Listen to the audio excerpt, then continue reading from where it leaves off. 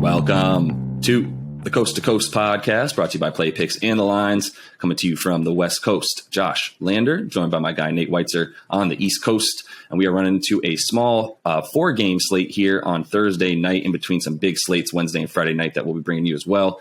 Make sure you do check out Nate's great article up on playpicks.com with some best bets and player props for today. And make sure to like and subscribe to that page. We've got a couple other videos for you up today, including that player props video we love to bring you each and every weekday. And as always, if you do still need a FanDuel or DraftKings account, head to fdpicks.com or dkpicks.com and find those listings in your area, such as the Dubs taking on those pesky New Orleans Pelicans tonight. But Nate, let's get into all those lines.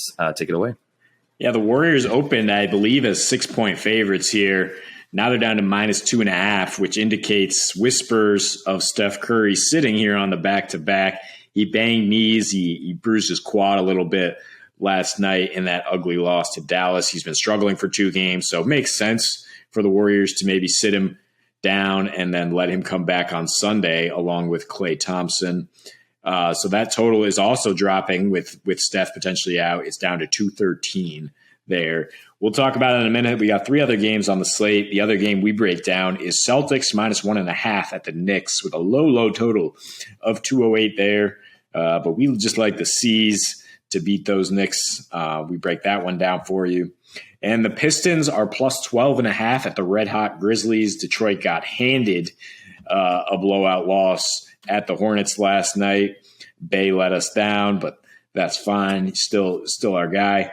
Clippers +11 at the Suns. And the Suns looking to avenge a loss to the Clippers last month there. In this game here, Warriors, they absolutely crushed the Pelicans in their last meeting, won by 40 points.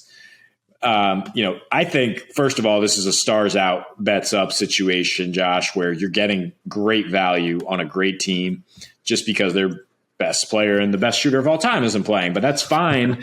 It would be a different story if they were playing the Suns, or the Jazz or something. But they're playing the freaking Pelicans, who can't score without Brandon Ingram, and BI playing through an Achilles injury has been really rough lately. They've lost 3 straight. Their defense has been particularly awful in that span. They're 29th in 3-point D on the year, but dead last in those 3 games, allowing 50% from deep, and nearly 50% of opponents' points are coming from beyond the arc. And with the Warriors, I mean, they've had some heroics from Steph to pull this off, but 7-0 straight up and 6-1 against the spread, winning by an average of 16.5 points per game after a loss this season. Their latest bounce back win was at Utah, a place that's ridiculously hard to win. And I mean, you look at Steph struggling for 2 straight games. It's almost like they're coming off consecutive losses, but they didn't lose that first game thanks to 32 points from Jordan Poole. Poole happens to average 32 points per game in his last 2 meetings with the Pelicans on an absurd 139 offensive rating. He happens to have scored 32 points in his lone game without Steph Curry this season. Yep. So he will step right in there and keep that offense going, that golden system for Golden State that produces such good looks and can continue to thrive even without Steph at this juncture. And then you look at what Draymond has done to anchor that defense. They've been sputtering a little bit defensively on the road, but still good numbers. And what he's done individually in 3 straight against New Orleans with a defensive rating below 99 himself. And in that 40-point win on November 5th, his defensive rating was 86. It's just absurd. I mean, with him lurking back there, can't expect much going to the basket from Ingram and company. Don't necessarily expect a blow-up game from Joe Val with Kevin Looney also down there. So really, I think when you get the Warriors at close to a pick'em line here, you just have to like the value there. I mean, the Pelicans are 1-6 against the spread in their last 7 versus the good Western Conference, 2-6 against the great Pacific Division, lost 4 of their last 5 overall, and they're 9-22 straight up when listed as underdogs. But this is an even tougher situation for them because the Warriors have to get right after just a disappointing performance in Dallas last night. Yeah, I agree. I think that 2.5 is too small. Like at this point, if you think the Dubs are going to win, they're going to win, right? The 2.5 number is not anything that even really like stops me or startles me in any way. It's just a matter of pick 'em at this point to me in terms of, do you think the Dubs can pull this one out? I think it's going to be a lot closer. I think the 2.5 line isn't, that far off, to be honest, just because, in this matchup without Steph, look, like you said, I do agree stars out, bets up. I do agree Jordan Poole is going to come in. He's been hungry. We talked about him in yesterday's video as well. And he's maintained his good play as he's been really hungry, knowing that Klay Thompson's coming back. Partly why Steph might not be playing tonight, knowing that he's got the looming return of Klay Thompson when they head back to Golden State. And he wants to make sure he plays in that one. So yeah, he's probably out of the lineup tonight, as there's really no player props available for him even this early in the day at this point. So I think everyone's expecting that. And with that in mind, I'm fine with Jordan Poole stepping in, taking over the offense. I do think one area that the Pelicans can take advantage of is Joe Val in terms of rebounding specifically. Actually, he's dominated the war. He dominates Draymond Green, at least on the glass. He's one of those guys, him, DeAndre Ayton, and a few other guys that are just either too big and strong and slightly swift of foot enough to be able to hang with Draymond. Those guys give him problems. And Joe Val's actually had 15 plus boards, each of his in 5 actually of his last 6 appearances against the Dubs. Part of the reason is there's been a ton of bricks in those games, as I believe it's the last 6 between these two teams.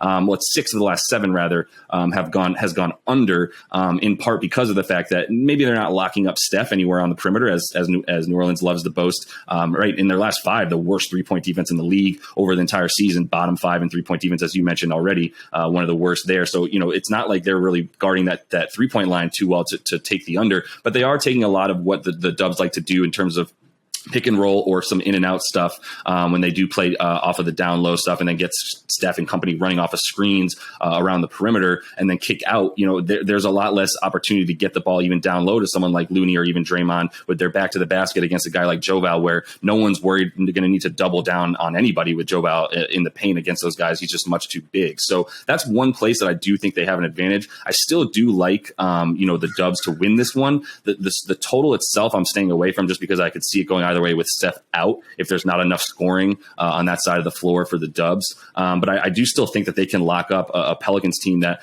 while they've been awful on defense, they've also been really, really bad on offense. The 20th offensive rating in their last 5 games. They've had BI back, but as we mentioned, he's really hurting with that injury, that Achilles injury, which is no joke. He's in his last 3 since he's been back. He's only averaging 24 minutes a game on about 8.7 points, 4 boards, 4 assists. His splits are at 20 from the field and 7% from 3 in that time frame. His individual defensive rating, for what that's worth, is about 122.5. So he's not really helping anywhere on the floor, guarding the wings or any of those matchups that he can take advantage of as a fast, tall guy. And he's still not really helping them out at all this season. I don't know if he's going to be, if he doesn't get 20 points, which, playing 24 minutes and averaging about 9 in those last 3 that he's been back. We'll see if he's able to pull anything else out more tonight. But, if he doesn't get 20 points, this team is 2-9 straight up on the season when he does not score 20 points. So they're obviously needing him when he's on the floor to produce offense for them. And that's not something he can do right now. So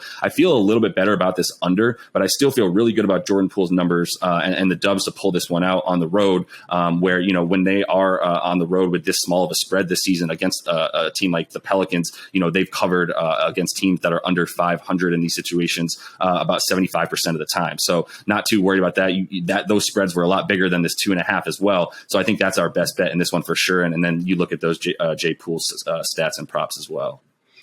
Yeah, I mean, there's no reason to tease this because we don't need to give the Warriors +2 or anything in this situation. So, I mean, I think you look at a money line parlay with that under. I agree with you there. I mean, the Warriors, when they're road favorites, gone under a 9 of 11 there, games averaging about 209 in that spot. Yeah. They still have the 3rd best defensive rating on the road, have struggled a bit lately. Again, that's a case of looking at who they played. I mean, we were talking about a game at Utah, at Phoenix, like very good teams that they've had to go on the road against, and even managed to hold Dallas in check for a while there last night, which is a similar team to New Orleans in terms of play at a slow pace, don't score much at home, really depend on one guy dancing and pulling mid-range in Ingram in this situation. And the Pelicans do tend to go under when they're underdogs as well at a good percentage, and they're 9-15 to the over against the Western Conference there. So I think you can just put those two together, expect that the Warriors win this one on defense more than offense, but we're going to be interested to see where the props lie once we find out if Steph's playing or not. I think Jordan Poole, if you can get him around 17.5 points or so, you got to expect the over there. Damian Lee, if he's going to have some props available, he should get a lot more run here tonight. And Wiggins, especially with Ingram hobbled, Wiggins is going to be getting a higher usage rate, and Ingram has that 122 individual defensive rating over 3 games, gutting through that Achilles injury. So really expect the Warriors to win if BI isn't firing on all cylinders, and expect those guys to be the ones to step up and get it done. Yep, 100%. I'm not sure why BI's points right now are at 22.5, considering he hasn't come close to that number since he's been back from injury. And Achilles injury is no joke. So I don't know if maybe FanDuel knows something that we don't about his health taking a sharp upward turn since 2 days ago. But he still seems like he's moving around pretty poorly. You might consider the under on his 22.5 points there against one of, if not the best defensive team in the league right now. So that is all the time we have for this one. Kind of wish Steph was playing so we could see if he would be making a comeback, but we'll have to wait probably another game for that one. Make sure you are staying on the lines.com, playpicks.com, seeing who's in and out of these NBA lineups all the way up until game time, as guys are moving in and out of protocol and health and safety, as well as injury news. So until we see you next, happy betting.